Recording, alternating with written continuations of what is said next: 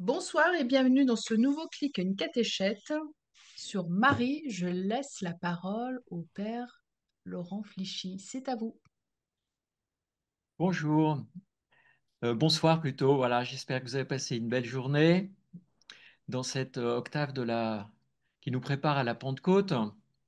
Il m'a été demandé de regarder ensemble comment Marie est un peu la première en chemin, la modèle du pèlerin d'espérance que nous sommes invités à devenir, à fortifier pendant cette année jubilaire.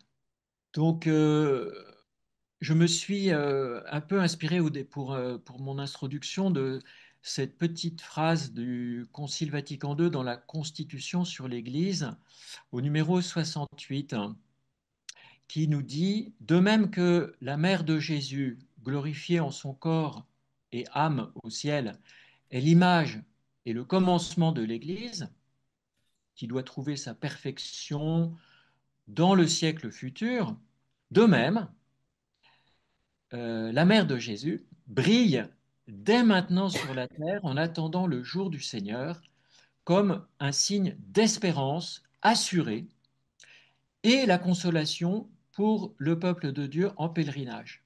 Donc c'est vraiment le thème.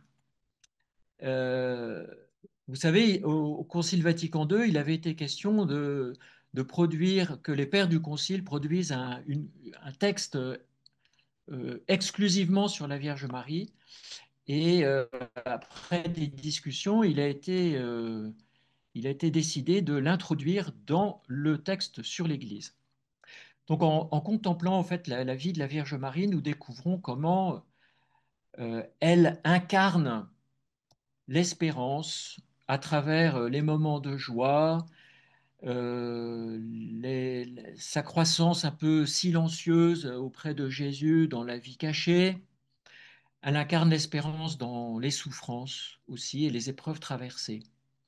Je voudrais vous proposer d'abord de regarder 4-5 moments dans la parole de Dieu, parce que c'est comme ça qu'on nourrit notre foi, et de revenir à la parole de Dieu. D'ailleurs, je fais une petite parenthèse. Ces derniers temps, à Saint-Cyran, j'ai donné des Nouveaux Testaments avec les psaumes à ceux qui viennent à la pastorale, et je suis émerveillé de voir comment ils aiment lire la parole.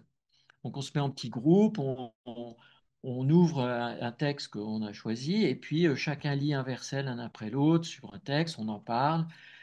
Et moi qui pensais que cette génération avait besoin d'être séduit par des trucs très, très sophistiqués, en fait, quelquefois, ils aiment revenir à des choses très simples.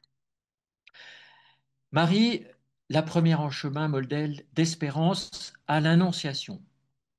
On peut regarder qu'à l'Annonciation, face à l'inconnu, Marie, dans une confiance totale, fait un acte d'espérance magnifique. Euh, vous savez, l'espérance, c'est la vertu qui fortifie le courage pour se lancer. Voilà, Marie commence ce jour-là une marche qui commence sans certitude humaine, mais avec une espérance profonde. Voici la servante du Seigneur, qu'il me soit fait selon ta parole. Voilà, cet acte de foi est aussi un acte d'espérance, une confiance totale dans la promesse de Dieu, alors même que l'avenir est incertain. Je ne connais pas d'homme, enfin vous voyez, vous vous rappelez tout cela. Ensuite, on peut voir dans la visitation un moment d'espérance partagée, parce que nous sommes témoins d'espérance les uns pour les autres. Et il y a entre Marie et Élisabeth, dans ce récit, ce tableau de la visitation, un, un moment d'espérance partagée. Toutes ces deux femmes sont enceintes, malgré l'âge avancé pour Élisabeth, et ouais, de manière particulière c'est une famille quand même un peu unique pour Marie et Joseph. La rencontre de ces deux femmes est un moment de joie et de partage. Et je voudrais profiter de ce moment-là pour souligner que l'espérance est source de joie. C'est pas seulement quelque chose qui est dur, on serre les dents, hein. Et lorsque Élisabeth proclame Bienheureuse, toi qui as cru en ce qui t'a été dit de la part du Seigneur, eh bien Marie répond par le Magnificat, un chant d'action de grâce et d'espérance, proclamant la grandeur de Dieu et sa miséricorde envers les humbles. Alors ensuite, après, je voudrais vous inviter à regarder La fuite en Égypte, hein. Une espérance silencieuse dans l'épreuve. On n'en sait pas grand-chose. On ne connaît de la fuite en Égypte que les songes de Joseph. Et Marie est là, silencieuse. En fait, l'espérance ne nécessite pas nécessairement beaucoup de paroles. Elle fit, ou Joseph fit ce que l'ange lui a dit. L'espérance, ça implique aussi cette coopération de faire tous ces efforts, et puis le Seigneur répond, quoi. La Sainte Famille est confrontée à une épreuve quand même un peu vertigineuse, hein, de penser que tous ces enfants de la région de Bethléem ont été assassinés par haine de leur petit bébé qui vient de naître, c'est affolant. Donc c'est un moment de très grande incertitude et de vulnérabilité. Marie et Joseph doivent quitter leur foyer, famille. Il n'y a pas de téléphone à l'époque, hein, pas d'internet, tout ça. Donc ils partent et ils peuvent pas donner de nouvelles. Bon, on peut penser à tous les personnes qu'on connaît ou qu'on connaît pas, qui sont migrants pour des raisons analogues, hein, à cause de persécutions. Après, euh, bon, la vie cachée, on n'en connaît pas grand-chose. Le père Charles de Foucault a beaucoup aimé la vie cachée, mais on n'en sait pas grand-chose. Au pied de la croix de Jésus, l'espérance dans la souffrance. Là, c'est plus seulement une épreuve à cause d'une persécution un peu, bon, qu'on s'éloigne. Là, on est dedans, quoi. Stabat mater dolorosa. La mère se tenait debout, douloureuse. Vous savez, à ce propos-là, je suis très touché par une espèce d'intuition spirituelle intéressante de Mel Gibson dans le film La Passion, que pour ma part, je trouve trop Hollywood, mais c'est lorsque Jésus croise le regard de Marie sur le chemin de la croix, il s'arrête et il dit, Voici que je fais toutes choses nouvelles. Donc le réalisateur du film a eu cette intuition de mettre dans la bouche de Jésus cette parole de l'Apocalypse 20, 21, 5, Voici que je fais toutes choses nouvelles. Euh, Tout à l'heure, on recevait à Pellevoisin 70 personnes de cancer, Lourdes Cancer Espérance. Voilà, on se trouve là face à l'espérance éprouvée, hein. Et il faut pouvoir se dire ça en toute vérité. Après, il y a un autre moment, c'est Marie qui est mère de l'espérance pour l'Église. Dans le début des Actes des Apôtres, les apôtres étaient réunis dans cette petite chambre du Cénacle autour de Marie, la mère de Jésus. Marie est témoin de la résurrection. C'est pas explicitement dit dans l'Écriture sainte. Saint Ignace de Loyola, dans les exercices spirituels, il fait contempler ça à l'exercitant. Parce que dans la piété populaire et des pères de l'Église, ça s'est dit. Marie accueille cette victoire d'amour de Jésus, le tombeau vide, hein, voilà. Et Marie devient guide pour l'Église naissante. C'est, elle soutient les apôtres dans leur mission. Voilà, il y a toute une place que la tradition de l'Église a donnée à Marie dans la continuité de ces versets des Actes des Apôtres. Donc vous voyez, on aurait pu commencer notre rencontre en chantant ensemble Marie, la première en chemin, parce qu'au fond, c'est vraiment cela. Et s'il y a quelque chose que l'on peut garder dans notre cœur de cette de ce clic catéchétique, eh bien, c'est cela. Marie, la première en chemin, à tous les événements de nos vies, elle est mère de l'espérance. D'ailleurs, la liturgie de l'Église, dans le missel des messes en l'honneur de la Vierge Marie, que vous voyez là, je vous montre, il y a une messe qui est intitulée Sainte Marie, Mère de l'Espérance, Notre-Dame d'Espérance. Et les textes qui ont été choisis, euh, justement, expriment dans la prière ce que nous croyons, comme on dit dans ce fameux adage, lex credendi, lex orandi, la loi de la foi et la loi de la prière, la règle de la foi et la règle de la prière. Et si vous voulez, je vais vous lire en transition avec la deuxième petite partie, la préface de cette messe. Vraiment, il est juste et il est bon de te rendre gloire, de t'offrir notre action de grâce à toi, Père très saint, et de proclamer ta louange. Tu as donné au genre humain le Sauveur, Jésus-Christ, et en Marie, sa mère, le modèle de l'espérance. Car ton humble servante a espéré entièrement en toi, Seigneur. Elle a attendu de toute son espérance et conçu par la foi le Fils de l'homme annoncé par les prophètes. Elle a assisté d'un amour sans faille et elle est devenue la mère des vivants. Elle est aussi la première des sauvés, sœur de tous les enfants d'Adam, et dans leur marche vers la pleine liberté, voit en elle un signe d'espérance et de réconfort jusqu'à ce que brille le jour glorieux du Seigneur. Et c'est pour cela que je voudrais voir avec vous comment la- l'Église, de génération en génération, s'est transmis cette figure de Marie, signe d'espérance et de consolation. Voilà, toute l'histoire de l'Église est balisée par ces rencontres entre la mère du Sauveur et ses disciples. Et cela s'est particulièrement exprimé au Concile d'Éphèse en 430. Voilà, et en France, ça a eu tout de suite un jaillissement, puisque la cathédrale du Puy, et puis près d'Angers, j'ai oublié le nom, il y a eu une manifestation mariale.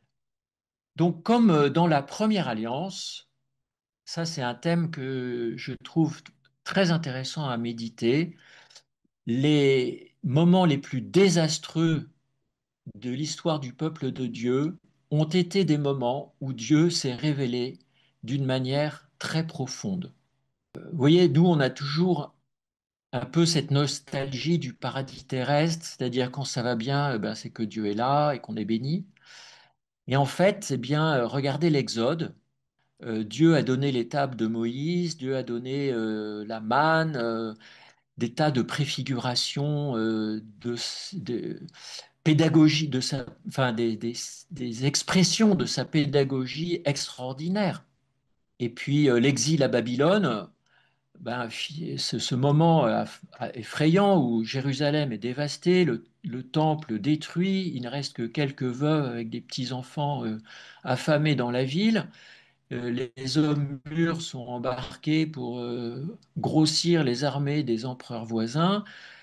Dieu a donné Jérémie, Isaïe, Ézéchiel, enfin c'est incroyable quoi. Et finalement, on peut voir que l'histoire de l'Église n'échappe pas à cette conduite de Dieu. Et dans les moments les plus difficiles, le Seigneur a donné, a ouvert son cœur, on peut dire. Ainsi, au XIXe siècle, si bouleversé par les tourmentes de la Révolution française et ses conséquences, on a pu voir une série de manifestations de la Vierge Marie sur notre terre, apportant un message d'espérance et de renouveau spirituel. Alors que la France, puis toute l'Europe, hein, est traversée par des crises politiques, spirituelles. Marie apparaît à plusieurs reprises pour rappeler aux croyants qu'ils ne sont pas seuls, que on peut voir en ces 5 rencontres qui ont marqué la France 5 aspects du baptême. C'est un peu original ma lecture, c'est plutôt une suggestion, mais euh, à la rue du Bac, avec cette médaille miraculeuse, on peut voir que Marie soutient le réalisme de la foi. Dieu agit dans le concret de notre vie. Et on peut retrouver la proclamation de foi qui commence le rite du baptême. À la Salette, Marie invite à se convertir, renoncer au mal. Elle verse des larmes. Et on peut y voir aussi cette partie où, dans le baptême, le baptême, on nous dit, est-ce que vous renoncez au péché? À Lourdes, l'eau de régénérescence, le bain de régénérescence. C'est incroyable quand on va là-bas et voir le signe de l'eau, hein, alors que ce soit laver les mains et le visage ou le plongeon dans l'eau. Euh, Tout le monde est marqué par cela et on voit bien comment on perçoit que Dieu nous fait renaître par cette médiation de Marie, toute pure. À Pontmain, en pleine guerre, à la réponse de la prière de Jean Simple, Marie apparaît dans une robe étoilée, entourée de cierges, et montre que la croix du Christ est la lumière dans ce monde des ténèbres. Et de même au baptême, après le baptême, on nous dit recevez la lumière du Christ. Et puis à Pellevoisin, on pourrait dire que le scapulaire offre un rappel de la robe baptismale. Comme tout vêtement, elle est signe de protection. Le vêtement protège la fragilité de notre corps et le vêtement insère dans la communauté, hein. Tout à l'heure, à Lourdes Cancer Espérance, ils avaient tous leur foulard. Et ben, c'est un signe aussi qui nous montre comment voilà, notre vêtement dit quelque chose de nous au sein de la communauté ou de la société. Et nous, comme chrétiens, que devons-nous dire? Eh ben, être témoins du cœur du Christ. Apprenez de moi que je suis doux et humble de cœur. Pas d'autre mission, au fait, du chrétien. Le pape François l'a magnifiquement donné dans son, on pourrait dire, son testament. Dilicit nos, il nous a tant aimés. Et c'était ce que Jésus disait à la veille de sa passion, c'est à l'amour que vous aurez les uns pour les autres qu'on vous reconnaîtra pour mes disciples. Donc ce petit scapulaire qui est caché sous nos vêtements, c'est un petit rappel de ce qu'on va vivre dans notre journée.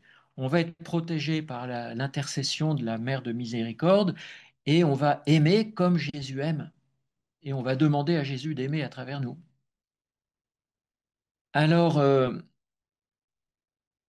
si Marie continue de faire des signes un peu charismatiques, on pourrait dire, c'est pour que nous vivions cette vie d'espérance et de foi dans nos vies de tous les jours, dans l'ordinaire de notre quotidien. Il faut passer des signes extraordinaires dans l'ordinaire à euh, l'ordinaire dans l'extraordinaire de l'amour. Bon, je me mêle les pinceaux un peu. Voilà. Marie est donc signe d'espérance et de consolation. Je voudrais souligner que le pape Jean-Paul II avait écrit un très beau texte, La mère du Rédempteur, Redemptoris Mater, vous pouvez trouver sur le site du Vatican, c'est gratuit, qui met en évidence le rôle maternel de Marie dans la vie de l'Église et de chaque chrétien, en soulignant qu'elle participe à notre vie de chaque jour, euh, la lutte contre les forces du mal et qu'elle nous aide à vivre notre adoption filiale pour trouver le chemin vers la maison du Père. Marie est pèlerine d'espérance aussi pour évidemment les femmes, qui est une question assez importante dans l'Église aujourd'hui. Vous avez vu le pape François. On peut repenser aussi aux grandes abbesses du XIIIe siècle, hein, euh, qui ont eu un rôle incroyable dans la vitalité spirituelle de l'Église, hein, jusqu'à Catherine de Sienne, qui n'était pas abbesse d'ailleurs, qui est patronne de la ville de Rome. Incroyable comment elle parle au pape. Il faut voir les dialogues de Catherine, les lettres de Catherine de Sienne, c'est du feu, incroyable. Elle est morte à 33 ans, hein. Voilà, le pape François a écrit une lettre apostolique sur la dignité de la femme en 1988 pour l'année mariale. Voilà, signe d'encouragement, de consolation. Donc vous voyez, nous sommes bien loin d'une caricature que nous prêtent parfois nos chers frères protestants évangéliques de Marie. C'est pas la quatrième personne de la Trinité. C'est notre sœur aînée et notre mère. Et nous pouvons avoir recours à son intercession, et nous inspirer de sa foi et de son espérance. Donc concrètement, pour terminer, on pourrait dire que comment suivre l'exemple de Marie? Eh bien, cultiver sa foi en se nourrissant de la parole de Dieu, malgré les incertitudes. Euh, voilà. Ensuite, prier avec confiance, s'appuyer sur Marie dans nos prières. Vous voyez ce qui c'est, appel voisin. euh, Enfin, lorsqu'on a reçu la lettre du dicaster, enfin, Monseigneur Beau a reçu la lettre du dicaster pour le Niki Lobstat, il y a tout un paragraphe sur le regard, le silence et le sourire de Marie. Quelquefois, elle est parue à Estelle, elle n'a rien dit, et c'était simplement une présence. Prier avec confiance. Et puis, ensuite, servir avec amour. Être charitable envers les autres, être aimant, bienveillant, voilà, c'est des mots qu'on entend souvent, mais lorsqu'on se souvient de l'empressement de Marie, alors que on sait bien que les premiers mois de la grossesse sont parfois les plus fatigants. C'est pas moi qui parle, hein, c'est mes petites sœurs qui m'ont dit ça. Eh bien, voilà, on voit cette générosité du cœur, cet élan du cœur, et puis espérer en toutes circonstances. Comme on le rappelait tout à l'heure, voici que je fais toutes choses nouvelles. Hmm. En conclusion, je voudrais dire que face aux défis contemporains, face dans ce monde marqué par de nouvelles crises, aux nouveaux visages, en fait, il n'y a pas grand-chose de nouveau, hein. Ce qui est nouveau, c'est les formes que ça prend et peut-être l'extension avec la technique. Marie nous invite à ne pas céder au découragement, à la tristesse, à la peur. Euh, Je crois que sa présence nous aide beaucoup à euh, canaliser nos émotions. Nos émotions sont bonnes, mais il ne faut pas qu'elles deviennent des dictateurs. Et Marie nous rappelle que l'amour de Dieu reste un roc sur lequel nous pouvons bâtir notre espérance, un phare pour guider à travers les défis de la vie. Son exemple de foi, d'espérance et de charité nous inspire. Voilà. Et pour donner le mot de la fin, je voudrais rappeler ce chant inspiré des paroles de Saint Bernard. Regarde l'étoile, invoque Marie. Si tu la suis, tu ne crains rien. Regarde l'étoile, invoque Marie. Elle te conduit sur le chemin.